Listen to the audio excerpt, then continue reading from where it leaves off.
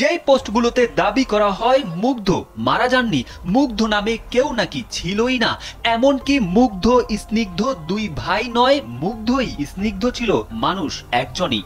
হঠাৎ করে এই আলোচনায় শহীদ মুগ্ধ, আর এই আলোচনার শুরুটা হয় মুগ্ধকে নিয়ে ফেসবুকের কিছু পোস্টকে কেন্দ্র করে।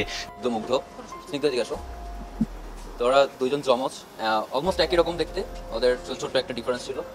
তো আমার ছোট ভাইয়ের ব্যাপারটা হচ্ছে ও টোটালি অরাজনৈতিক ছিল, এবং আপনাদের কাছেও সবার কাছে আমার একটা রিকোয়েস্ট থাকবে। রিসেন্টলি আমি অনেক জায়গায় দেখতে পাচ্ছি যে অনেকে ওর একটা স্ট্যাটাস নিয়ে ওটাকে ভিন্ন খাতে প্রবাহিত করার চেষ্টা করতেছে।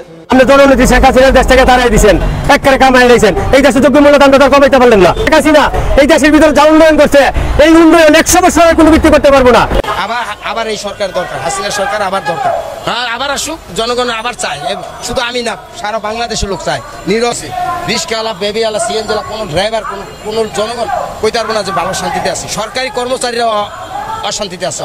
মাত্র পাওয়া গরম খবর। দর্শক, একটা বিষয়কে কেন্দ্র করে সারা বিশ্বে হইচই পড়ে গেছে। শহীদ মুগ্ধ নাকি মারা যায়নি, যদি মারা না যেয়ে থাকে তাহলে তিনি এখন কোথায় আছেন আজকের এই ভিডিওতে জানতে পারবেন। অন্যদিকে শেখ হাসিনাকে দেশের জনগণ আবার চায়। শেখ হাসিনা যে উন্নয়ন করেছে গত 100 বছরও কেউ করতে পারবে না মন্তব্য করলেন। আসসালামু আলাইকুম প্রিয় দর্শক, নতুন একটি নিউজে স্বাগতম। বাংলাদেশে বর্তমান পরিস্থিতি ও প্রেক্ষাপট নিয়ে কিছু ভিডিও নিয়ে আপনাদের সামনে হাজির হলাম, যার নমুনা শুরুতেই দেখতে পেরেছেন। আন্দাজ করতে পেরেছেন কতটা গুরুত্বপূর্ণ আজকের এই ভিডিওটি। না টেনে সম্পূর্ণ ভিডিওটি দেখুন। চ্যানেলে নতুন হলে সাবস্ক্রাইব করুন। আপনি জননেত্রী শেখ হাসিনার দেশ থেকে তাড়াই দিয়েছেন, এক করে কামাই নিয়েছেন, এই দেশে যোগ্য মূল্যদান তো কমাইতে পারলেন না। শেখ হাসিনা এই দেশের ভিতরে যা উন্নয়ন করছে, এই উন্নয়ন 100 বছরের কোনো ভিত্তি করতে পারবো না। এই শুনেন মুরগিরা আপনার দেশ থেকে তাড়াইছেন, কেন তাড়াইলেন? এই দেশটা অকার্য করে লাইছেন, বর্তমানে ডাইলে ছেলে কিছুরি করে লাইছেন। এই মাননীয় প্রধানমন্ত্রী শেখ হাসিনা এই দেশের ভিতরে যা উন্নয়ন করছে, এই উন্নয়ন 100 বছরের কোনো ভিত্তি করতে পারবো না। এই দেশের অধিনায়ক হয়েছে বীর বঙ্গবন্ধু, তার অধিনায়ক ছিল কাদের সিদ্দিক, তার ছিল তাইজউদ্দিন, ছিল মুস্তাক আহমেদ। এই দিকে ডেঙ্গে আজকে নৌকাটা ডুবাই নেবেন আপনারা, কোন দেশে পাইছেন? এই দেশে আমরা ছিল কয়টা রাজনীতিক বীর, ছিল বট গাছ, ছিল খাজুর গাছ, ছিল আমাদের ওই যে মিত্তির পাল্লা, ছিল বঙ্গবন্ধুর দল, ওই বিএনপি জাতীয় পার্টি, জামাত আগের থেকে 100 বছর আগের দল জামাত। আর মনে করেন যে বিএনপি জাতীয় পার্টি বিভিন্ন দল এটি স্বাধীনের পরে আইছে।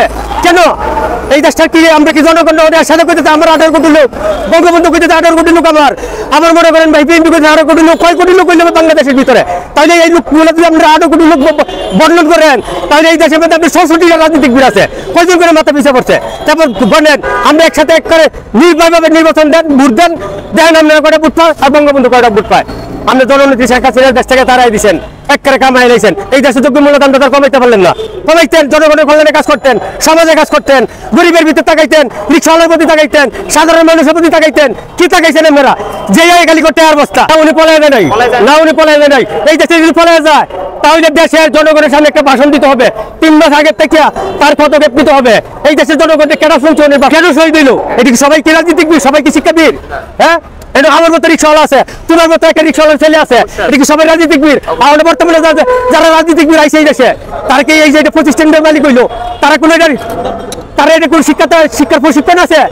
হ্যাঁ, রাজনীতিক বীর কোনো প্রশিক্ষণ আছে না? রাজনীতিক বীর কোনো অভিবর্তন আছে? এটা প্রশিক্ষণ আছে?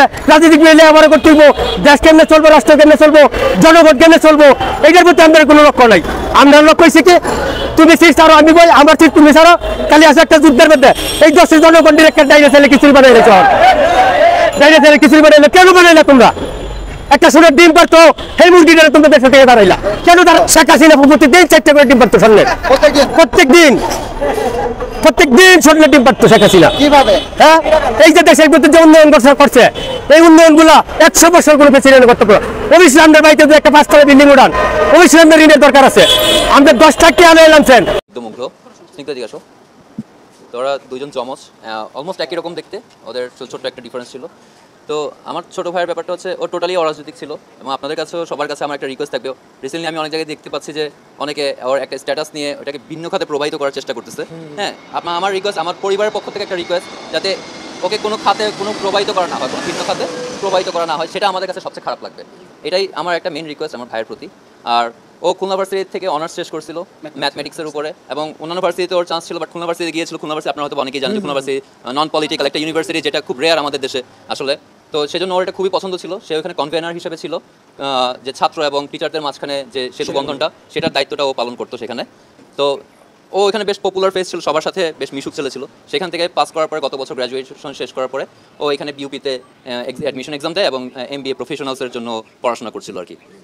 তো ও এর আগে স্কাউটিংয়ের সাথে ওরা দুই ভাই আসলে স্কাউটিংয়ের সাথে পুরোপুরি রিলেটেড। ছোটোবেলা থেকে আমাদের বাবা পূর্ণ সমর্থন দিয়েছেন আমাদেরকে সবসময়, মানুষকে সহযোগিতা করার ব্যাপারে। স্কাউটের বিভিন্ন ক্যাম্পে যাওয়ার সময় দেখা গেছে আমার বাবা ওদেরকে টাকা দিয়ে দিয়েছে যে ক্যাম্পে যাও, ঠিক আছে এভাবে করে করা আর কি।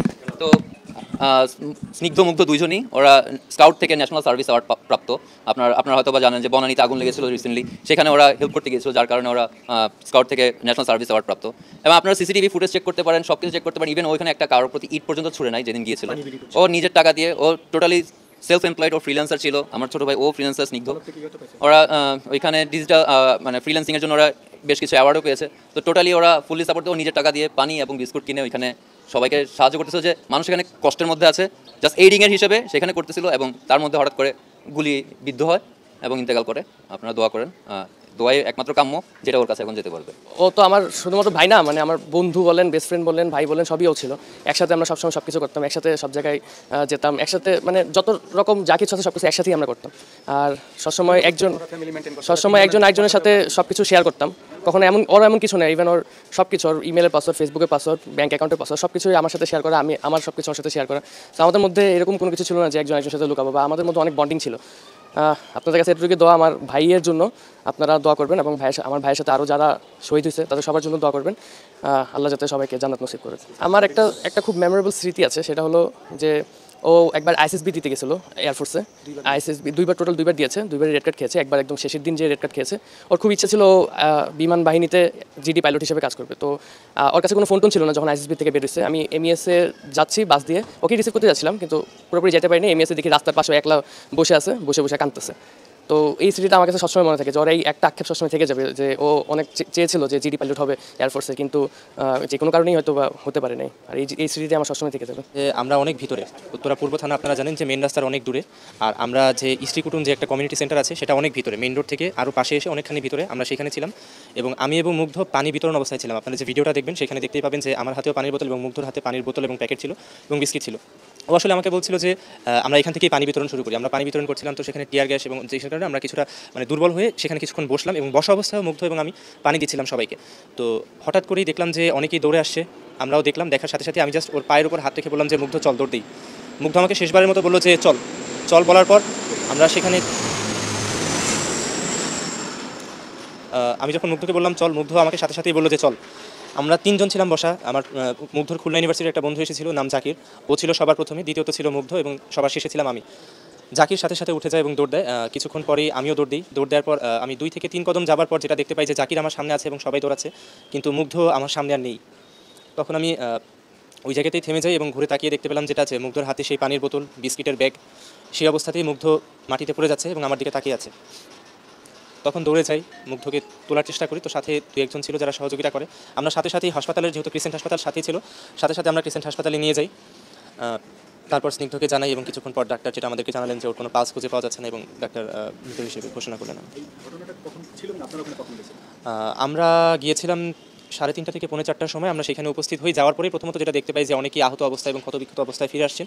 প্রথমত আমরা রিক্সা থেকে নামার পর, ভাড়া দেওয়ার পর প্রথম কাজ যেটা ছিল, আমি আর মুগ্ধ মিলে যত জাকির সামনে পেয়েছি আমরা ক্রিসেন্ট হাসপাতালে নেওয়ার চেষ্টা করছিলাম। হাসপাতালে আমি আর মুগ্ধ মিলে কোলে করে কাউকে কাঁধে নিয়ে, কাউকে রিক্সায় তুলে আমরা নিয়ে যাচ্ছিলাম। এমনও একবার হয়েছে যে রিক্সায় আমি উঠে গেছি, একজনকে নিয়ে কোলে করে, মুগ্ধ উঠতে পারেনি। আমি হাইকেয়ার হাসপাতালে চলে গিয়েছিলাম সামনে। তখনও আমাকে কল দিয়ে বলতেছে যে দূরে কিন্তু যাইস না, কাছাকাছি থাক। তো এভাবেই একসাথে আমরা সহযোগিতা করার চেষ্টা করছিলাম। আমরা 3:30 থেকে 4:45 গিয়েছি। আর সর্বশেষ আমি একটা মুগ্ধর ছবি তুলে দিয়েছিলাম, সেটা ছিল 5:46 আর তার 3 থেকে 4 মিনিট পরেই এই দৌড়ের ঘটনাটা হয় এবং সাথে সাথে মুগ্ধর মাথায় গুলিটা লাগে। আমার নাম নাইমুর রহমান আশিক। না, আমি ওর স্কুল ফ্রেন্ড। উত্তর হাই স্কুলে আমরা ক্লাস 6 থেকে আমি। আগামী বছরের নতুন পাঠ্য বইয়ে স্থান পেয়েছে বৈষম্য বিরোধী আন্দোলনের নিহত আবু সাঈদ এবং মীর মুগ্ধের আত্মত্যাগের গল্প। ছাত্র জনতা আন্দোলন কেন্দ্রিক দেয়াল জুড়ে আঁকা গ্রাফিতির পাশাপাশি তুলে ধরা হচ্ছে দেশের ইতিহাসের নায়কদের বীরগাথা, অবদানের কথা। একই সাথে পাঠ্য বই থেকে বাদ দেওয়া হচ্ছে সাবেক প্রধানমন্ত্রী শেখ হাসিনার ছবি এবং উদ্ধৃতি। এসব তথ্য জানিয়েছেন জাতীয় শিক্ষাক্রম ও পাঠ্যপুস্তক বোর্ড বা NCTB'র চেয়ারম্যান AKM রেজাউল হাসান।